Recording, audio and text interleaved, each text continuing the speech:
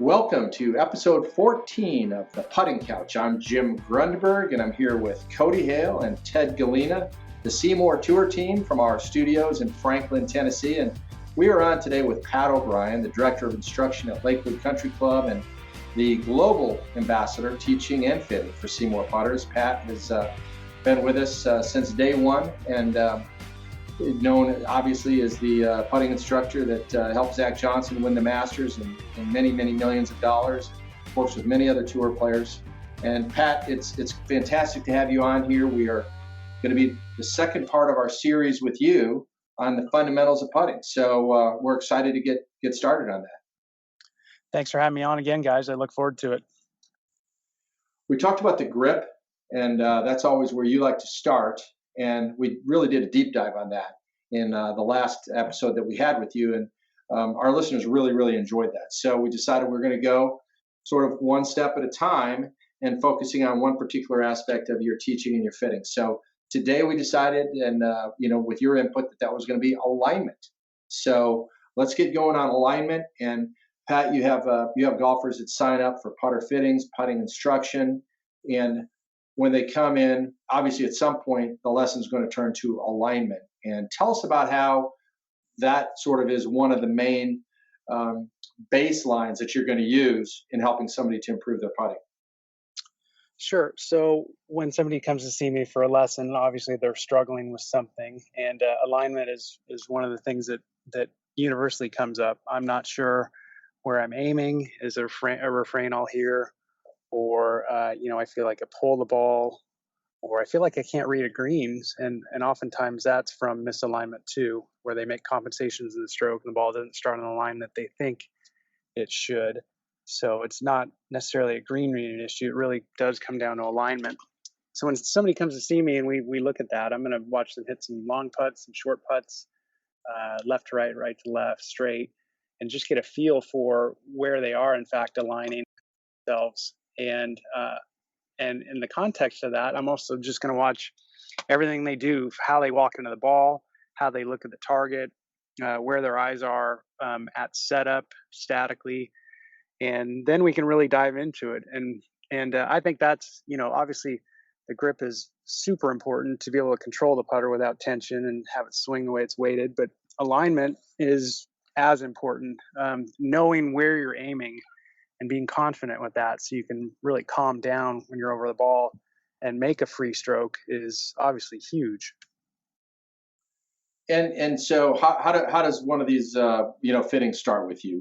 What tools do you use? How do you jump into that? Because as you said, almost everybody at some point when they come to you, they say they're struggling, and struggling means you're missing putts. And so when you miss putts, you feel like you're not aimed correctly. Yeah, so in a fitting, and even in a lesson too, I'm looking at the specs of their putter. Is it too long? Is it too short? Is it too upright? Too flat? And the shape of it too. Sometimes, generally speaking, right eye dominant people like looking at the front of a putter, so a blade fits their eye better. Left eye dominant people are subconsciously at least looking at the back of the putter, so they prefer mallets. And now that's not an absolute, but it bears out most of the time. So the style of the putter matters, and just basically watching what they do and the compensations they make and where their eyes are at setup, and then we talk about it. And that's one of the beautiful things about a SeeMore putter too is we always used to say that you really cannot impose your will on a SeeMore putter, because if you do, you're going to see that red dot and it's going to drive you nuts. So I'll have a SeeMore putter with me just as part of the lesson, and whether or not they putt with one, that doesn't matter to me, but they're going to hold it at some point. And especially if I'm teaching them about eye line and how to look at the target, then that's an integral piece to the lesson. So as you guys know better than anybody, if the shaft is dead vertical and the two white lines frame the black shaft perfectly, then when you set up correctly and your eyes are square, that red dot's going to disappear. So that alone can oftentimes lead to a conversation about eye line and alignment. I know that the concept of being pretty neutral, as you said, the shaft being vertical, simplification of having a straight shaft. Um, it seems like you've taken some variables out. So while somebody may not initially aim the putter down the line that they're looking for, I think I've heard you say they're certainly going to have a tendency to aim it the same way every time, and then you can make the tweaks after that in terms of how they're seeing, how they're using each eye, and how they're sort of setting the putter down. Right. Yes. I'll bring a putting mirror out sometimes so I can show them their eye line. I'll bring out some sticks to lay on the ground in lieu of say a chalk line to show them, what square is and how to look at your target.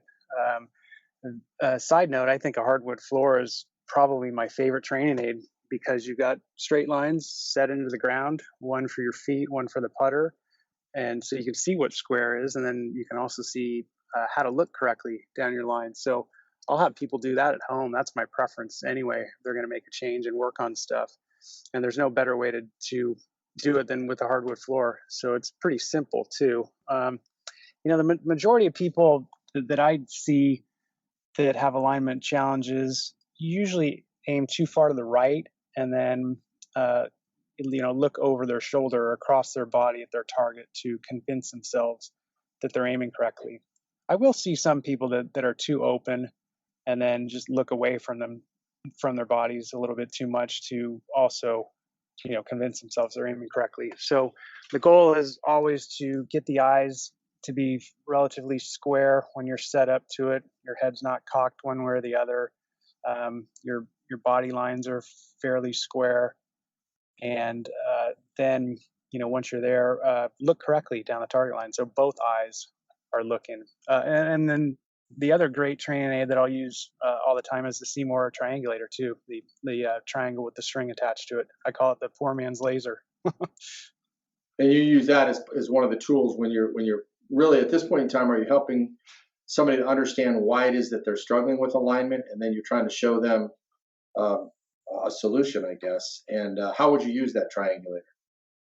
Well, you let's say you pick a straight putt, so you lay out the string to the middle of the hole, and then you line up the triangle to that string, put a couple tees in the ground, put a tee in the string to hold it in place, and then just have somebody set up to that. And this is a funny thing about alignment is um, you have to have a line on the ground that's straight that you can look at from behind the line and go, okay, yeah, that's straight. Because when you get over it, if you struggled with your alignment, you're going to go, no way, that's not straight. That looks weird. But yes, it is straight. You can see it from behind. So then you get a true sense of what square is and how to look at your target, and they're both equally important when it comes to alignment. POB. When you talked about people aiming to the right or to the left, and you see a lot more aiming to the right, why is that, and how do they get that way, in your opinion? And what questions do you ask them of how they? Has it always been that way? How they lined up, or do they jump back and forth? What do you notice from them? Yeah, good question, Ted. So I think most right-handed golfers, at least, are right eye dominant. Not all, but most. So they're used to being a little closed with their body lines, and then throwing their left eye out of the way and looking at the target with the right eye only. And I think that's probably true in their golf swings too. It usually matches. So, and then you get some right eye dominant people that aim left too. It's not an absolute, but it generally bears out. And then left eye dominant people are a little bit more open, and then they use their dominant eye to just look away from their bodies at the target, and the right eye doesn't participate. So either way, when you can show them that, hey, this is how both eyes need to look at the target out in front of you, then you can really have a true sense of where you're aiming. So that's one thing. And then the other thing I watch, Ted, is how they walk into the ball. And I think that's kind of an underrated secret, so to speak, with the alignment piece. If you can picture this, so somebody's behind the line reading the putt, and then when they walk into the ball, a lot of people will take a journey. They'll go on a half circle to walk into the ball. So they'll start off walking to the left, and then when they get to the ball, they have to turn to the right. So when they do that, the potential exists to turn too far to the right, It's I call it the dreaded left leg swing if you're a right-hand golfer. So you swing your left leg around to turn to the right to get to the ball, and then a lot of times you go too far. So your baseline is too far to the right, and then you're going to set your putter up to that, and then you're going to look across your body to convince yourself you're aiming correctly. So a lot of times I will change the way that somebody walks into the ball. I will have them walk into it more down the target line initially and then veer off to the left. So when they do get to the ball, they're much more open. And then when they take their stance, they tend to square up or even stay slightly open with their feet, which is fine with me. And what about you also mentioned in terms of how far away from the putter, how far away from the ball they're going to be in terms of their eye line? How does that affect what you see and how you want them? Yeah, great point, Jim. That's another variable. You see, it's my feeling that. So let's take eyes over the ball. People have heard that. That's been around for years and years and years. And so you need to get your eyes over the ball when you putt. So the way I look at that is back in the day, so to speak, greens were much slower, grainier, Bermuda, and everybody had a wristy pop-like stroke. And so the easiest way to achieve that is to get your eyes over the ball, either by getting really close to the ball or bending forward enough so that your eyes are directly over it. So when that happens, you get a little bit stuck. You can't swing as freely. And if your eyes are directly over the ball, then the target line is going to look too far to the left based on your perception, and things get a little weird. So that's another piece. I prefer that people have their eyes right around the heel of the putter, good posture. So eyes just slightly inside the ball, and then everything's more out in front of them where it should be. And then when they look correctly, they can get a true sense of where the target is, and it matches up. So that's another piece that's super important. So if you're the right distance away from the ball, you're also going to see more accurately the proper line. I think so. Yes. You have the target line and then you have your eye line. And if your eye line's just ever so slightly inside the ball, when you turn your head and you look at the target with both eyes, it's a good matchup. But when your eyes are too far over the ball and you turn your head, then you're so far over it that the target's too far to the left. So it just looks funny right away. And I'll show that to people a lot. I'll lay a stick down or a triangulator, and I'll have them get their eyes dead over the ball, and they'll see that the perception's strange, and then I'll improve their posture probably and move them slightly further away from it. And then they look down the line, oh, that actually looks a lot better. That makes sense. So that's a huge piece as well. Yes. Pat, you mentioned eye dominancy. How do you see how that impacts sort of how players set up, and even how they walk in the ball to get in their setup, and how that affects sort of their eye line at setup, whether it's their eyes are sort of tilted across their target line, which I know you mentioned that affects how they look at it, but how does that also affect their ball position, which could affect aim? Is that something that you see and tweak a lot? It could, yeah. And again, there are no absolutes. So sometimes you get somebody that's right eye dominant that they will, they want to look at everything with their right eye, and they'll cock their head such that their right eye is a lot higher than their left eye. And like Keegan Bradley comes to mind, if you can picture that look. I don't know if he's right eye dominant or not, but that would be a manifestation. And so the eye line's actually too far to the left. And I'll have some people, they're right eye dominant, that cock their head to the right, so their eye line's out to the right, and then throw their left eye out of the way to look at the target. So, I've sort of given up on predicting what eye dominance, the effect that it has, let's say, on somebody. I mean, it's interesting to maybe talk about and explain why, but at the end of the day, I really don't care so much. I want your eyes to be relatively square when you set up, meaning that your head's not cocked one way or the other. Good reference for me would be to have your nose essentially over your sternum and also, in line with the putter shaft. And then have both eyes participate in how you look. So if they both are looking, they're triangulating out in front of you, and then, they're working together as opposed to playing into some sort of eye dominance. So for our listeners, if they're trying to work on this, let's say at home, you know, Hmm. and they've got a mirror, ideally let's say their eye line would fall, you know, somewhere around the heel of the putter. Their Hmm. left eye would be on the corner of the face. The right eye would be, you know, just obviously back to the right of that. But if there's parallel lines, they would sit or run through those parallel lines that are parallel to the target line, correct? And The then eyes would, yes, and if yes. You you're know, pretty well balanced, that puts the ball somewhere just forward of the middle of your stance. that's right, Basically. right. Okay. Yes, that's exactly right. And you know, you really don't want to complicate it. So if you just stood up nice and tall and your eyes are pretty much parallel to the horizon, and then you know you fall into the balls of your feet, uh, and you're assuming that your muscles in your back aren't super tight one way or the other, then your nose is going to be over your sternum and your eyes are going to be relatively square.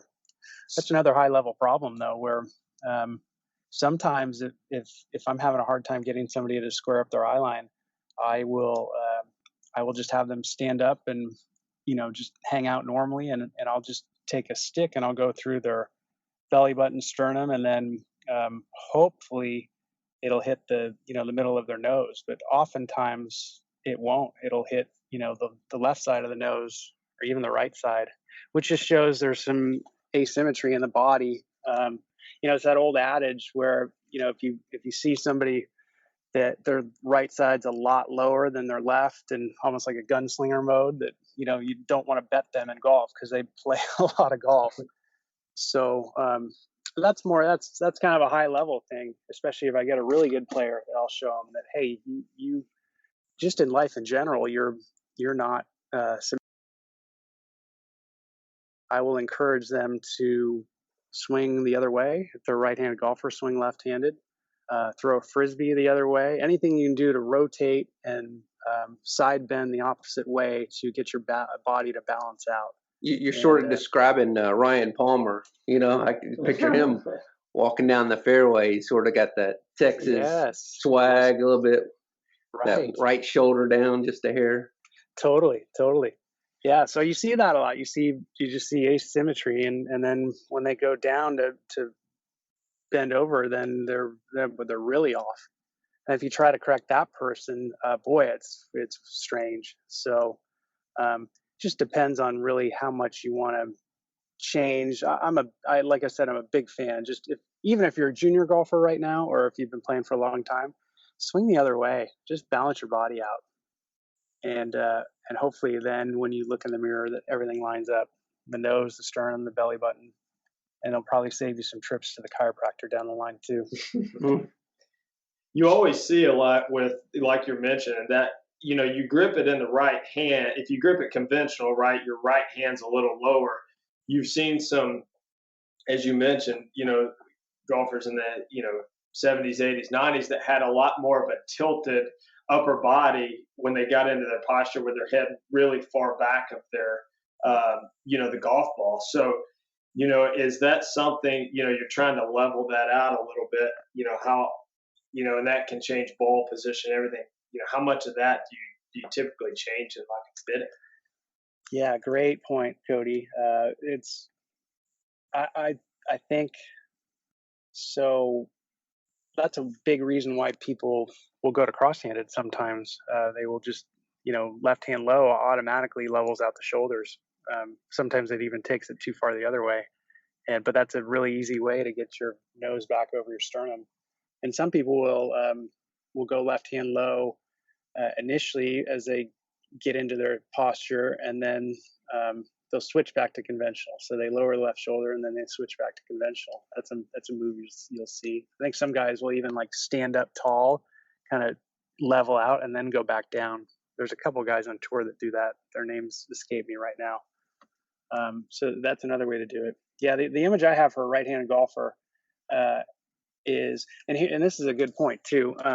Let's say you have a lot of tilt in your shoulders, excessive tilt, because obviously you're going to have some, because if you're gripping it conventionally, your right hand's lower on the club, so your right shoulder is going to be a little bit lower as well. But let's say it's excessive. So I'll ask people if they watch baseball, and the people that say yes, then I'll say, well, I want you to picture a left-handed reliever looking in for the sign. So when they're doing that, they're kind of, they're lowering their left shoulder and they're shaking all the tension out of their left hand, and then they get into their delivery. So I want somebody to level out. I want them to shake out the tension, lower the left shoulder, and then grip the putter. If you do it after you've already gripped the putter and you try to level out, boy, it's going to feel super weird and uncomfortable, and it's not going to work, quite frankly. So level out first, maybe even tug your left ear down a little bit, left shoulder, and then take the grip, and then that's an easy way to do it. But again, ultimately, high level. If you want to never have to think about this stuff, then balance your body out away from the golf course, and then it'll just kind of happen. So the components, there's another podcast on the grip.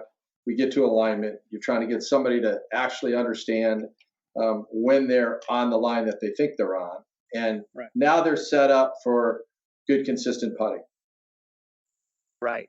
Yes. The moment of truth in a putting routine is when you approach the ball, how you walk on the ball. Obviously, when you get to the ball and you take your initial look at the target, do things match up? Is the target where it should be? Do I feel good about my aim? And then I calm down. But if I walk into it incorrectly, if I'm too closed, my ball position's off, my head's cocked one way, I'm really, truly going to have no idea where I'm aiming. And then I'm going to be uncomfortable. So, maybe some tour players' ignorance is bliss, and they just do it the same way every time, and they have some sort of compensation. But they're also tour players, and they have incredible hand-eye coordination, and they play every day, so they can maybe get away with it some. But I would prefer you walk into it the right way. When you get to the ball, your eyes are relatively square, and then work backwards instead of putting the putter down arbitrarily and then figuring out where that's aiming. I would like you to look correctly at the target first, and then let your putter sit to that picture. That's the ultimate creative way to putt, and that's my goal when I get somebody in front of me. That's great stuff. And I know that our listeners and really golfers in general, 99.999% of us are really not going to be playing on tour. And so, as you said, we're not going to be playing for 8 hours a day. We're not going to be practicing putting for 2 hours a day. We're just not going to have the reps. And so, if you can get somebody fundamentally better in terms of their alignment, then the next part of it, which is to get a repeatable, consistent stroke that stays square to that target line, is going to be easier, right? I assume that's probably what we're going to get to in the next podcast at some point in time. But we, and there's different types of putters, and there's different, we talked about blades and mallets and straight and offset and lie angles and all that kind of stuff, which we'll want to build in.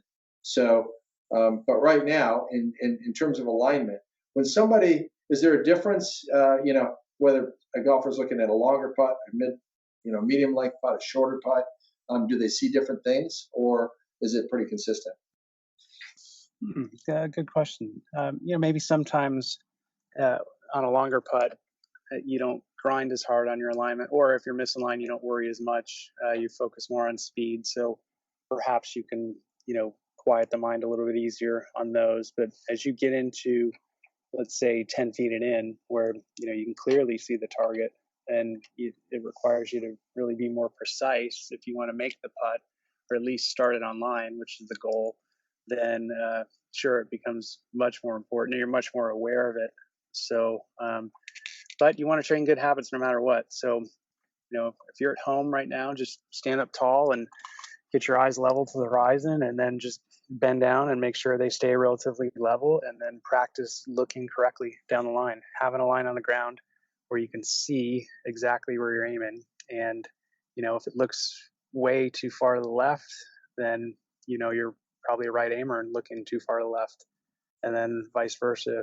If you're aiming too far to the left, it's going to look way to the right. But it's a straight line on the ground, and you can trust it. And then eventually, when you get both your eyes to work together, you'll have a true sense of where you're aiming. And then you can really just, like I said, just calm down and trust it, and make a good stroke and start it on line. And then lo and behold, you're a better green reader too.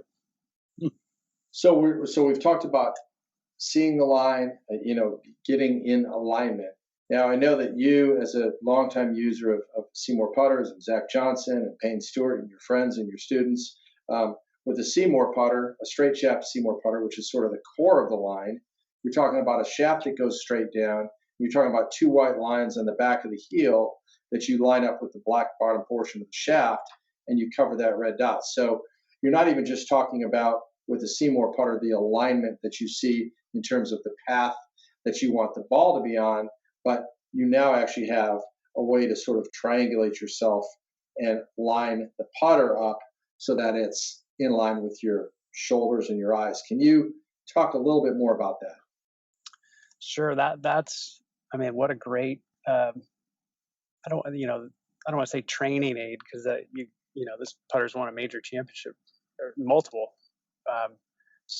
But you can certainly use it at home too, and you can putt with it every day, and it's going to keep you in line. Pardon the pun, but if the shaft is vertical, it's not pushed forward or tilted back.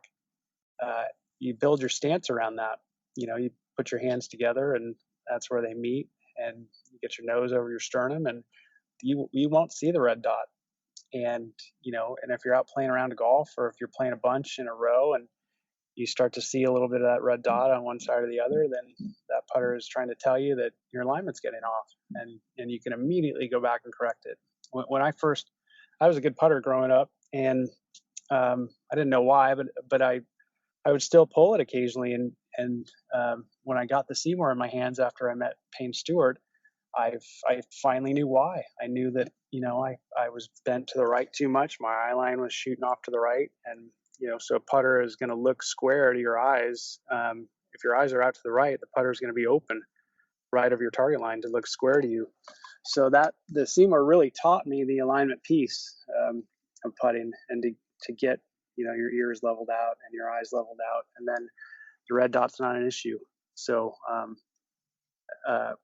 what a great thing to have in your bag at all times. POB, we see that a little bit here when new students come and see us, and we watch them putt for the first time with the SeeMore. The first 3 or 4 putts they make, after you teach them to hide the red dot and see the white lines, the balls, 3 or 4 of them go to the right very quickly. And so that must be where I aim. So they start aiming a little bit more to left, which now you can see them getting very square to the line, very square setup. And now all of a sudden they just start pouring them in. I think right then and there, very quickly, they realize, I do aim to the right. Now, if I just feel like I'm aiming a little bit more to the left, which actually I'm dead square, and we show that with them with a triangulator or laser here, then very quickly their alignment is improved drastically in a short amount of time by just seeing them, like you said, how square they are, how the putter sets up, and then watching the balls go in. You're so right, Ted. And that's one of the coolest parts of a putting lesson too, is when you don't say a word and they come into it, maybe they're coming into it better, but they're still aiming one way or the other incorrectly, and then without you saying anything, they fix it, and then that's when I know they're going to be okay. And that's my favorite part probably of a putting lesson. How do you when leave them, how do you have them practice their alignment when you're not around? What are there any drills you give them, or markings other than chalk line and a triangulator? Is there something else that you give them to work on to practice their alignment, or is it just that basic? It's pretty much that basic. Make sure they walk into the ball correctly. Watch a tour player. For the majority of them, they walk into the ball. They start down the target line, and then they veer off to the left. And here's the thing about that too. When you get to the ball and you're maybe, let's say, slightly open to your target line, your left eye is going to your right brain. So you're using that eye really to visualize and see the picture. And so now it can see everything, and it's cool. And conversely, if you walk into the ball on a half circle and you get to the ball and you swing your left leg, and you're blocked off from the target, you can't see anything with your left eye, and then immediately you're uncomfortable. So that's a huge piece of it. like I said, hardwood floor at home. I prefer people to do a lot of stuff away from the ball, away from the golf course, more Karate Kid type stuff, where you practice these movements, and then when you get to the golf course, it's already a part of you, and you don't have to really spend a whole lot of time grinding on it. You can just go putt and have fun. That's awesome. We're gonna continue. Obviously, every 4 weeks we're gonna get Pat on, and we're gonna talk kind of component by component. Then we'll get back to some of the big picture stuff and some of the real. Once you put it all together, how do you really putt great at all levels? Beginners, sort of average club level players and real competitive players. I think we'll hit all of that. But in terms of the alignment system, I think it is it's an important component. It's fun to dive into it this way. And we know that you're the best out there, and it does. I would just say for some of our listeners, number one is what I hear is that if you're out in a golf shop and there's some of the big box golf shops out there will have SeeMore putters. I mean, you can go over and just grab one, just find an FGP or an FGP mallet or one of the other putters, and even if you didn't go into the golf shop that day planning to buy a SeeMore putter, just go out there and put yourself through this little practice drill. Go out there and cover the red dot. Line up the 2 white lines. If there's somebody in the shop that comes over to talk to you, ask them about it, because the putter itself will teach you a lot and show you a lot. And then obviously at a higher level, if you've got a chance to hook up with somebody like a Pat O'Brien or go to a putting studio and find a putting instructor, it's really, really fun. So many students in the last 10 years we've realized that they never thought they had available to them putting instructors, putting specialists. It's now, Pat was really at the forefront of that. And, I think that it's 40% of the game, right? And so some of your lessons, some of your fittings out there for those serious players should be directed that way. And we'll get more into that. Yeah, for sure. And right, you guys have a great setup up there. There are SBI teachers, instructors all across the country now, and probably all over the world. And then we've also got, we did some videos together on SeeMore.com about that too. So good visuals. So they can find that at SeeMore.com. They can find it at your website. And that's Pat O'Brien on putting. And wow, people, that's the best investment you'll ever make. I think on our website, it's $10 for everything. And they get downloaded a series of really cool videos all across the board on putting. And I would say that would be absolutely the best investment you could make in the next 24 hours. Is go check that out. And Pat, it's on your site as well. How do they get to that? Pat O'Brien, so PATOBRIEN golf.com. Perfect. Yeah, no, that's we love those videos. Anybody that watches those feels like it's a simple investment, but it's almost worth $100 worth of lessons plus more. Yeah, you go down and see Pat for $500, or you can get those things for $10. Let's see. Absolutely. Well, hey, anybody out there listening, again, we appreciate your feedback, your input, your questions.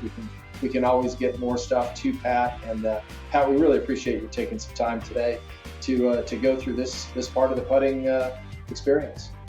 You got it, guys. Thank you. Look forward to doing the next one too.